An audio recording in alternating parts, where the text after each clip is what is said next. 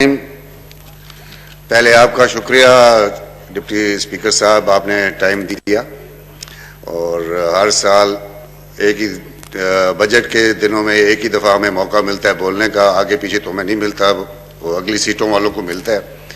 तो आप फिर भी एनीवे थैंक यू। मैं यहाँ से शुरू करना चाहता हूँ जी। जब हमने ये इलेक्शन शुरू किया था, इलेक्शन कैंपेन शुरू की थी, तो हमारा स्लोगन था सूबा महाज का नया सूबा सदर्न पंजाब का जी।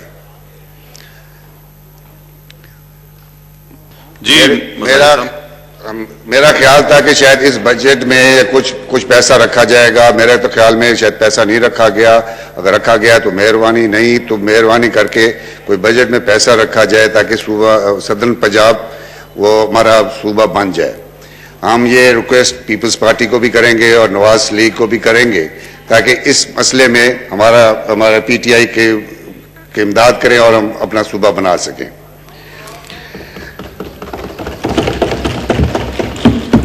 जब मैं इलेक्शन कैंपेन में जा रहा था, जब जाते थे तकरीरें करते थे राजनपुर में, कोटमिटन में, अपने हल्के में, बड़े नौजवान यंग आदमी देखता था, उनकी आंखों में बड़ी खुशी होती थी, नारे लग रहे होते थे पीटीआई के, और वो यही समझ रहे होते थे कि भी हमारी ये बेरोजगारी खत्म होगी, हमें जॉब्स मिलेंगी, करप्शन खत्म होगा, सब इंसाफ होगा और हर चीज पाकिस्तान चेंज हो जाएगा, तब्दीली आ जाएगी। लेकिन अफसोस कि अब मैं जो देखता हूं वो हमारे से कुछ मायूस हो चुके हैं। ना जॉब्स मिल रही हैं, ना हमारी तरफ कोई तरक्की हो रही है। हमारे प्राइम मिनिस्टर साहब ने कहा था कि जो बैकवर्ड एरियाज है उनको हम पहले प्रमोट करेंगे और उनको सपोर्ट करेंगे, उनको एट पार लाएंगे। जो तरक्की याफ्ता इलाके हैं जैसे अपर पंजाब है, पिंडी है, या इस किस्म के इलाकों के साथ हम उनको क्या, लेकिन वो नहीं हुआ। हम अभी तक जिस डिवीजन से मेरा ताल्लुक है वो है डेरा गाजी खान डिवीजन। सबसे बैकवर्ड डिवीजन है आपका पाकिस्तान का, या पंजाब का समझ ले, बैकवर्ड है। आप ऐसे समझे कि ये बलोचिस्तान के इलाके की तरह ये भी बहुत बैकवर्ड है। मेरा डिस्ट्रिक्ट है Rajanpur ji, that is the last district. 36 district हैं जी ये आपके पंजाब के। 36 में से एक ये डिस्ट्रिक्ट है जहां आज तक सुई गैस नहीं आई, और हम हैरान हैं उसी तहसील और उसी डिस्ट्रिक्ट से आपको कराची तक सुई गैस चला गया है, कश्मीर तक चला गया है, केपीके तक चला गया है, हर जगह चला गया है, लेकिन अभी तक हमें नहीं। हम उम्मीद करते हैं कि हमारे राजनपुर में, हमारा कोटमिटन एक बहुत अच्छा शहर है ख्वाजा गुलाम फरीद की वजह से कि बहुत अहमियत है, उधर भी हमें सुई गैस दिया जाए। और असद उमर साहब से मैंने रिक्वेस्ट भी की थी कोई 2-4 महीने पहले, जब पार्लियामेंट्री मीटिंग हुई थी, तो उन्होंने वादा किया तो हम इसको जरूर इस बजट में देंगे, लेकिन उसका कुछ भी नहीं हुआ। मैं यूएई गवर्नमेंट को उनका मैं शुक्रिया अदा करना चाहता हूं। अगर यूएई गवर्नमेंट हमारे तहसील में तरक्याती काम न करती तो हमारे तहसील में ना पिछले अदवार में किसी गवर्नमेंट ने कुछ दिया है। हमें हॉस्पिटल, हमारे 3 हॉस्पिटल्स दिए हैं, कॉलेज दिए हैं, और उन्होंने हमें एक ब्रिज, खलीफा ब्रिज एक बना के दिया है जिसके ऊपर अरबों रुपए लगे हैं, और हम कोशिश कर रहे हैं। 5 साल से वो ब्रिज बना हुआ है, लेकिन आज तक ना पिछली हुकूमत को तौफीक हुई है, ना इस हुकूमत को तौफीक हुई है कि उसमें पैसे डालें। खुसरो बख्तियार साहब ने as a minister of PND उन्होंने कुछ न कुछ उसके लिए ग्रांट मंजूर की थी, लेकिन वो भी मेरे ख्याल में इस साल में कुछ नहीं आया। हमारी ये रिक्वेस्ट होगी कि वो उसमें कुछ न कुछ बजट में उसका डालना जाए, ऑन गोइंग स्कीम किया जाए। दूसरा, हमारा सबसे बैकवर्ड एरिया है डिस्ट्रिक्ट राजनपुर। हम ये चाहते हैं कि हमारे डिस्ट्रिक्ट में यूनिवर्सिटी दी जाए, कोट मिटन में या राजनपुर में कहीं तो यूनिवर्सिटी दी जाए, ताकि हम बाकी सूबों के या बाकी इलाकों से हम बहुत पीछे हैं और हमें इसकी बहुत अशद जरूरत है। वापडा का हमारा एक बड़ा इशू है। हमारे देहात में और हमारे हर जगह पे लोड शेडिंग के ऊपर लोड शेडिंग हो रही है, जिससे अब एक नई वहां में अब ये महीने का आखिर है तो हम कहते हैं ये लोड शेडिंग क्यों हो रही है, जो मंजूर शुदा लोड शेडिंग है वो नहीं हो रही। वो कहते हैं जी ये लाइन लॉसेस हम पूरे कर रहे हैं। भाई लाइन लॉसेस क्या हैं? लाइन लॉसेस ये है कि जो लाइनमैन है या एसडीओ है या उस किस्म के आदमी है, उन्होंने लोगों को नाजायज कनेक्शन दिया होता है और महीने के आखिर में वो बिजली बंद कर देते हैं किसी ना किसी बहाने से। कभी अगर उनको ऊपर से प्रेशर दिया जाए तो फिर वो एक डी निकाल देते हैं या एक लाइन डिम कर देते हैं ताकि लोग परेशान रहें। और हम जिससे भी हम बात करते हैं तो उसके ऊपर कोई असर नहीं होता। और दूसरा, वहां बड़ा गलत बिलिंग हो रहा है। क्लर्क हजरात जो बिल बना रहे हैं वो नाजायज लोगों के ऊपर बिल डालते हैं। वो डिडक्शन या कहते हैं जी मीटर खराब है, डिडक्शन है, ये है वो है। तो इसके ऊपर भी मेहरबानी करके तवज्जो दी जाए और हम मिनिस्टर ऑफ पावर को कहेंगे इस पे खुसूसी तवज्जो दी जाए। एजुकेशन का हमारा बड़ा मसला है। हमारा एजुकेशन मिनिस्टर जो है शफकत महमूद साहब, he has remained as a DC डेरा गाजी खान। जब हमारा Rajanpur district was part of Dera Ghazi Khan district, अब तो राजनपुर डिस्ट्रिक्ट है, उनको पता है कि हमारा कितना बैकवर्ड एरिया और हमारे एजुकेशन का कितना बुरा हाल है। आप ये अंदाजा करें कि हमारा जो तहसील है, तहसील हेडक्वार्टर है, उधर गर्ल्स डिग्री कॉलेज नहीं है। कई यूनियन काउंसिल ऐसे हैं जहां गर्ल्स के प्राइमरी स्कूल भी नहीं है। हम रिक्वेस्ट करेंगे मिनिस्टर फॉर एजुकेशन को कि ये जितना भी ये स्कॉलरशिप है जो देते हैं ये हर पाकिस्तान में हर जगह, हमारे तहसील या हमारे डिस्ट्रिक्ट के लिए कुछ स्पेशल स्कॉलरशिप स्कीम दिया जाए जो हमारे तहसील के लिए होने चाहिए।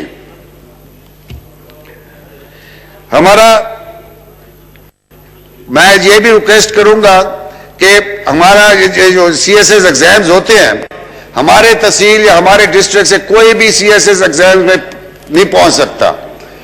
हमारे लिए हमारा सदर्न पंजाब या हमारे डिस्ट्रिक्ट या हमारे तहसील के लिए एक स्पेशल कोटा होना चाहिए जो सीएसएस एग्जाम का हम लाहौर या पिंडी हम उनसे मुकाबला नहीं कर सकते। हमारा मेरिट कम होता है क्योंकि हमारे पास वो फैसिलिटीज नहीं है, हमारे पास ऐसे स्कूल नहीं है, ऐसा तालीम का कॉलेजेस नहीं है। तो हमारा अपना एक कोटा होना चाहिए के लिए।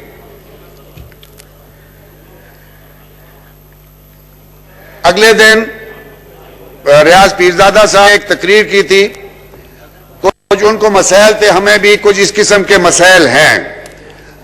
जैसे उन्होंने कहा कि चोलिस्तान में आर्मी को कुछ जमीनें अलाट हो गई हैं या हो रही हैं या कुछ हो रही है। हमारी तरफ भी हमारा चक सफदराबाद, चक बाड़ा, वहां तकरीबन 35 से 40 हजार एकड़ उनको अलाट किया जाने की कोशिश की जा रही है।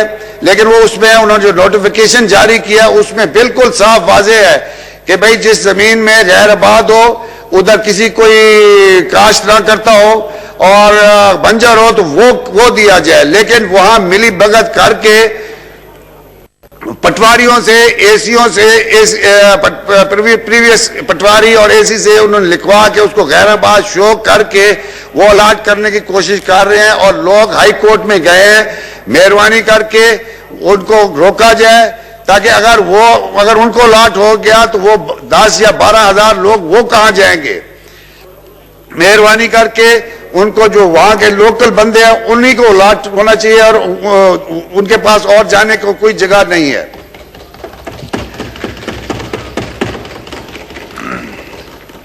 एक मसला हमारा सबसे ज्यादा है, वो है जी लॉ एंड ऑर्डर का।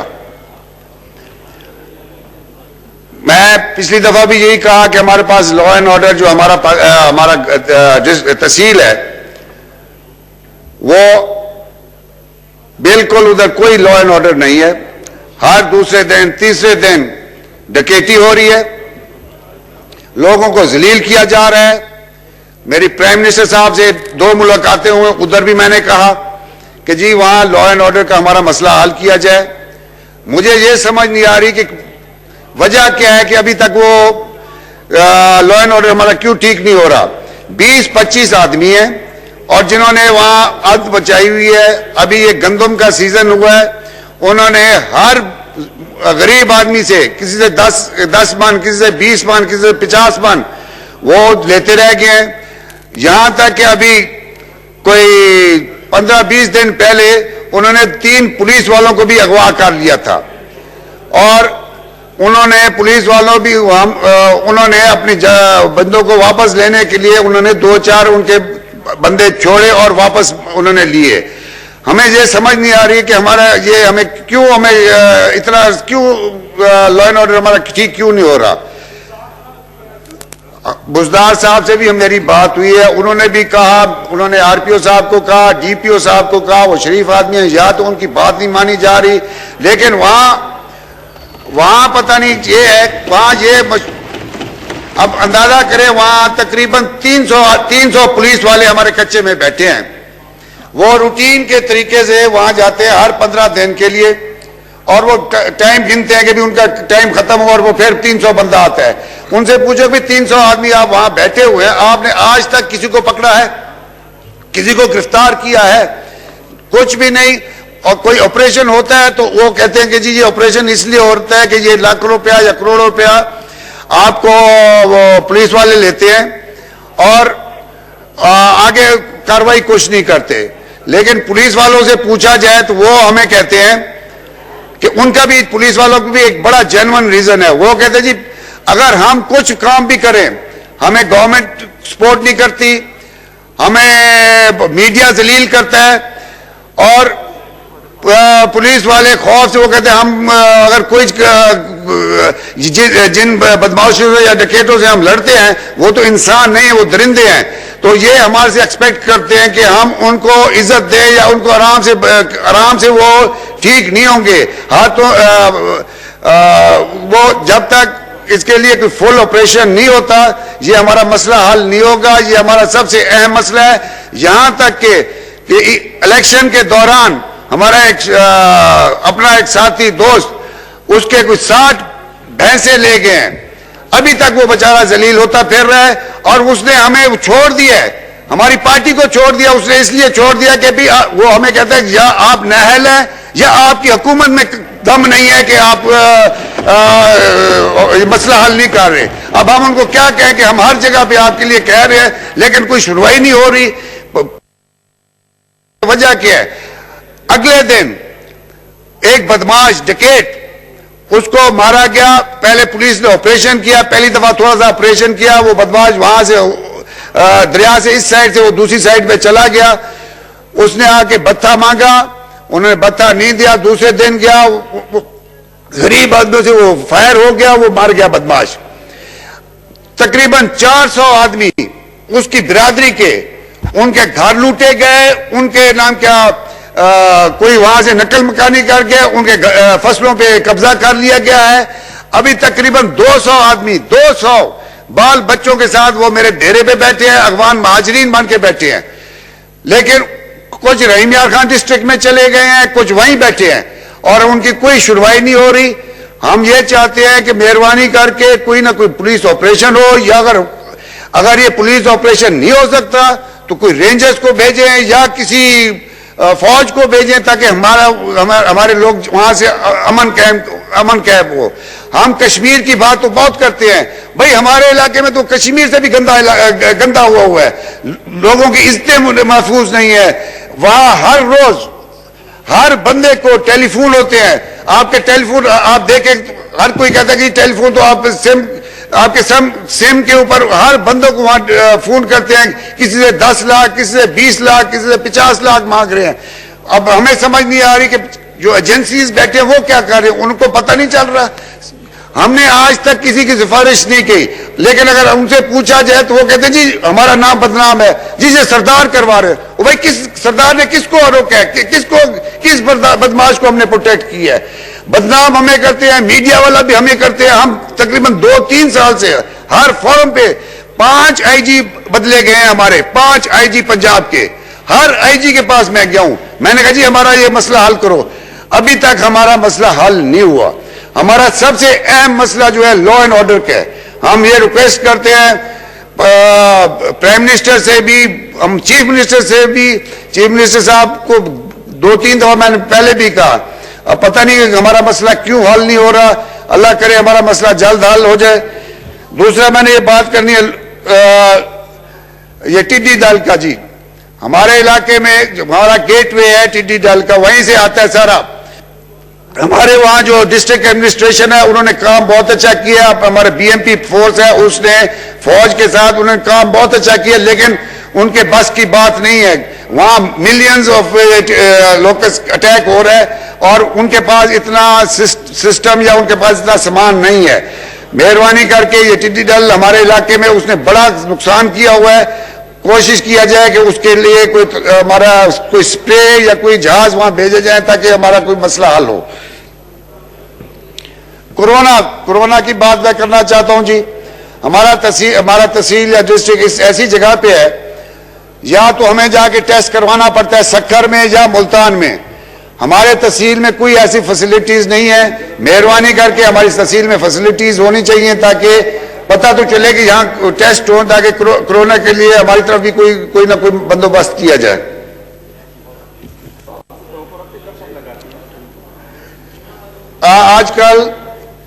आजकल ये इम्तिहान हो रहे हैं इंटरनेट के थ्रू या पता नहीं जो होता है।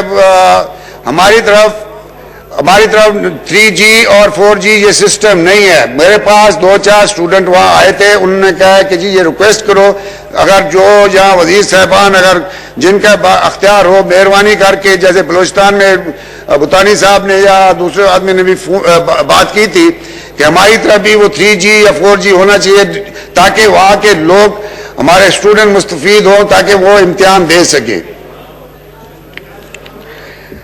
हमारी तरफ एक बड़ा अजीब सिस्टम चल रहा है नौकरी जी। नौकरियां ये हैं कि जी ये थर्ड पार्टी के थ्रू ये नौकरियां दे रहे हैं। मुझे समझ नहीं आती, जो हमारे वहां के लोग हैं उनको तो नौकरी मिलती नहीं है। आप चले जाए किसी महकमे में, फेडरल गवर्नमेंट के या किसी महकमे में चले जाए, वो क्या करते हैं कि जी थर्ड पार्टी सिक्योरिटी वाले जिन्होंने सिक्योरिटी कंपनियां बनाई हुई हैं उनको वो ठेका दे देते हैं, जिससे वो आगे लोगों को अपनी मर्जी के मुताबिक रखते हैं। मेहरबानी करके हमारी तरफ वो नौकरियां दी जाए और गरीब आदमियों को नौकरी दी जाए। ये हमारा ये OGDC में एक मसला हुआ, मैं हैरान हूं कि हम आते हैं यहां कानून बनाने के लिए। एक गरीब आदमी OGDC का वो फौत हो गया, उसका बेटा, उसका हक था नौकरी के लिए, लेकिन वो जब यहां आया उसका नाम उसका सब पेपर्स में नाम ठीक था, लेकिन यहां उसका लिखा हुआ था बिलाल। उन्होंने कहा जी आपका बिलाल अहमद लिखा हुआ है, लेकिन उसके वो सर्टिफिकेट से मोहम्मद बिलाल था।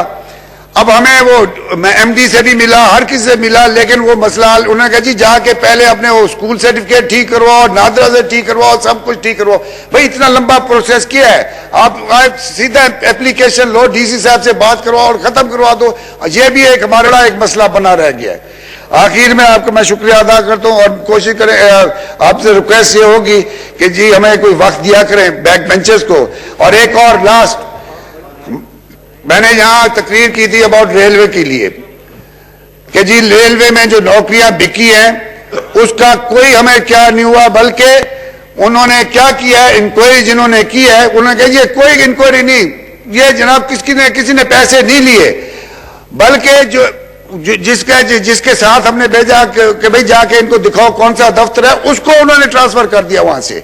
मैं तो हैरान हूं। हम तो कहते हैं कि जी चोरी हो रही है, नौकरियां बिक रही हैं, उनकी इंक्वायरी नहीं हो रही। मैं आपको रिक्वेस्ट करूंगा, ये इंक्वायरी आप फिर करवाएं, आप अपने स्टैंडिंग कमेटी में करवाएं और हल्फ पे ऊपर करवाएं कि भाई ये क्यों, ये किस किस्म की इंक्वायरी हुई है रेलवे में, और जिसको उन्होंने ट्रांसफर किया है और उसको शो कॉज नोटिस दिया है कि भाई आप पॉलिटिकल आप असर रसूख इस्तेमाल करके आपने हमारे पर नाजायज इल्जाम लगाया, हालांकि उसने कोई बात भी नहीं की। मैं तो हैरान हूं कि हम पीटीआई में हम कहते हैं कि जी हम करप्शन खत्म करेंगे। ये किस तरीके से हम करप्शन खत्म कर रहे हैं? नौकरियां बिकी हैं लेकिन उसका इंक्वायरी चोर बैठ के उनकी इंक्वायरियां कर रहे हैं। चोर खुद इंक्वायरी जो करे उसका रिजल्ट क्या होगा? आप कोई इंडिपेंडेंट बॉडी बिठाएं और उनकी इंक्वायरी करवाएं। आपको मैं रिक्वेस्ट करूंगा स्टैंडिंग कमेटी के हवाले करें और वो इनके इंक्वायरी करके कोई नतीजा निकाले। मेहरबानी जी। बहुत शुक्रिया जी। जी जनाब अली गौहर खान साहब।